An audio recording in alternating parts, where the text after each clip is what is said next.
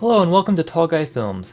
This video is the first in a new series that I'm trying out called Grading the Films, where we're going to look at different films and try and figure out how those films achieve the look that they have, and talk about how you can replicate that look in your videos. New, interesting, random, Tall Guy Films. Alright, so as you could probably tell from the title, the first film that I'm doing in this series is the film Fargo, which is by the Coen brothers, kind of inspired by the fact that if you live in the Midwest right now, you're probably sitting under a couple inches of freshly fallen snow. But anyway, let's go ahead and dive right in. Now I have my sequence right here, and I have a clip which you can see right here, which is the clip that I'm going to try and make look like Fargo, essentially. Now it's worth noting that if you were to take a image or a shot of like a sunny day, sunny spring day with clear skies, it would be really hard to make it look like Fargo, for the simple fact that a lot of the look of a film is developed in camera with what it's actually pointing at. However, if you have a snowy image like this, it won't be too difficult to get it to look like Fargo. So that's what we're going to do. So in addition to that set of, I'm actually going to bring my scopes over here so you guys can see them. I also have a set of 3 stills which I took straight out of the film, which are, I think, pretty iconic and representative of the film. And we're going to look at those essentially to kind of help determine how the look of the film was developed and how we can replicate it, primarily by looking at the scopes. So we're going to mainly focus on this image because, as you can see, it's mostly snowy. We've also got kind of a foggy sky. So we're going to try and look at that. So to start off with, let's just go ahead and correct our image. Now we're going to be doing all of this inside of Magic Bullet Looks. So if you don't have that program, you can replicate most of what we're going to do. However, there might be some stuff that's slightly different. We're going to go ahead and open up Looks. Alright, so here it is. So inside of Looks, the first thing that we're going to do is we're going to correct this image. Now if you don't know how to do basic color correction, I've done a video on it which I released earlier this week, and you can go watch that, and that should give you all the basics of how to correct the image. But anyway, just to start out with, we're just going to go ahead and we're just going to correct this image.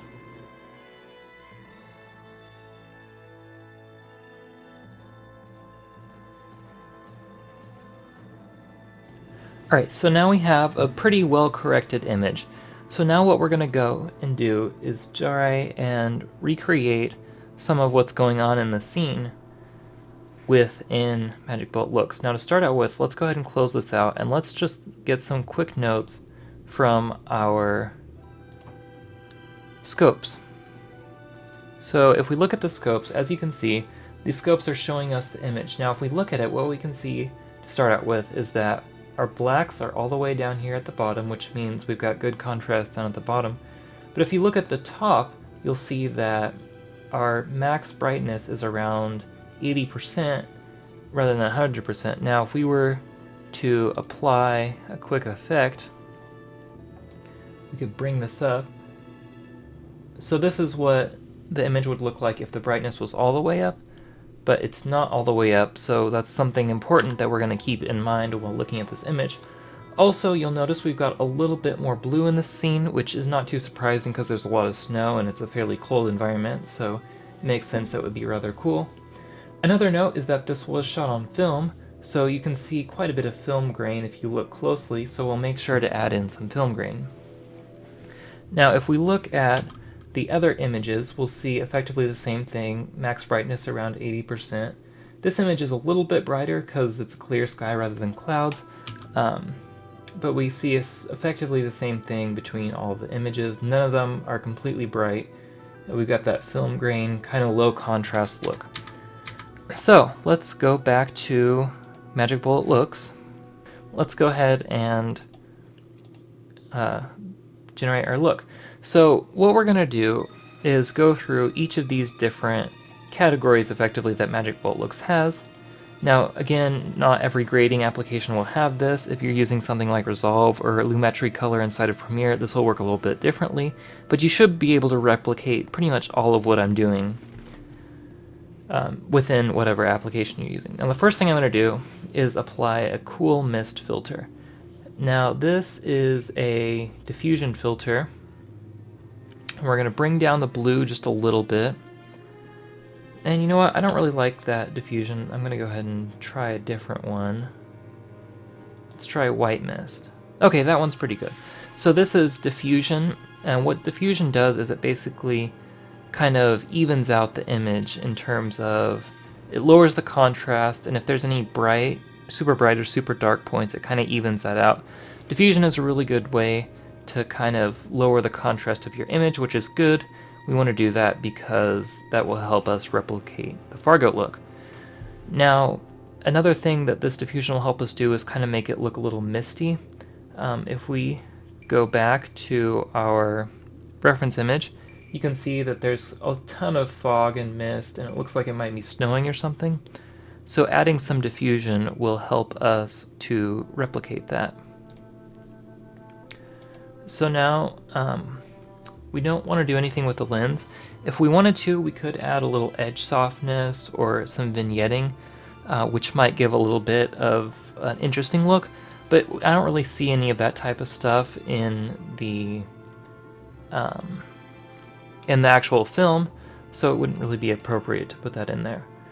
So now we're going to go over here to camera, and we're going to apply film negative, which will help give us some of that grain that we saw in the film. So if we look here, we can select our film. I think I'm going to go with this one right here because it's a little lower contrast. Now with the film negative plugin, there are quite a few different ways you can add grain. This is the way I'm going to add grain. But for example, there are plugins like Film Convert, which will let you add grain. You can also find quite a few scans of film grain online, which you can get for free, which are a good way if you don't want to pay for a plugin. So anyway, this is the way I'm going to add grain, and you can already see, if you look particularly in the sky, you can kind of see that grain. And overall, this is additionally lowering our contrast, which is good. So now we're going to go into post, and effectively the rest of the image, or the rest of the look, is going to be developed here. So I'm going to go ahead and drag on a 4-way color. Now basically we're going to finish the look here. So first thing we want to do is up here in our RGB parade, we want to duplicate what we had in the film. So we want to bring our low tones all the way down, so we got kind of that darker, particularly like in the fence and some of the shadows around here. And then we're going to take our highlights down so they're peaking around 0.8.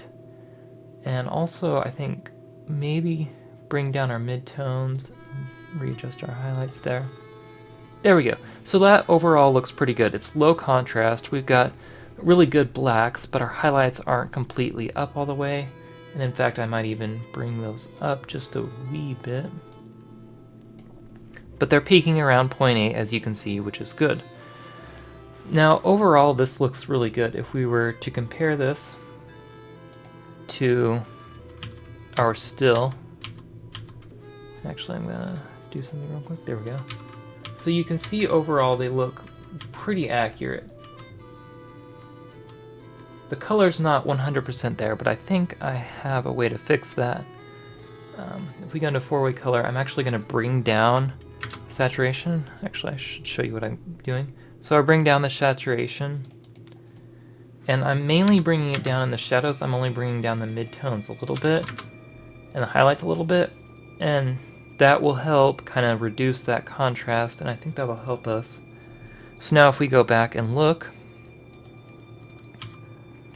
you can see it's not perfect, but it's pretty darn close. Now, one more thing you can see is that we've got these black bars on the top of the image. That's because this was shot in a different aspect ratio.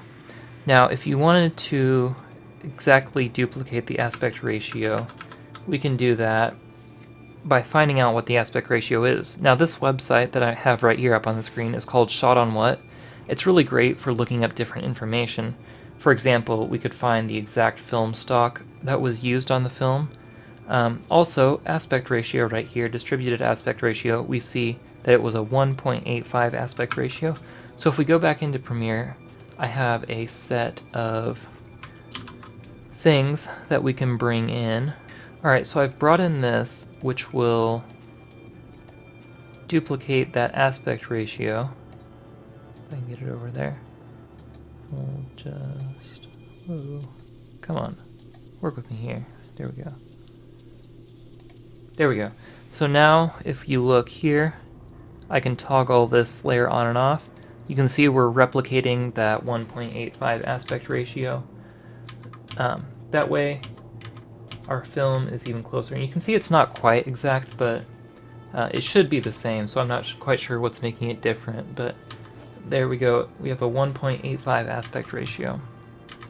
So overall, the two look very similar, and if you spent more time on it, you could do a little more, like I might bring out a little more blue in the highlights. But overall, this is a pretty good replication of the Fargo look. Now, if you want to see, this is what it was before, after. So quite a big variation. Definitely looks a lot better.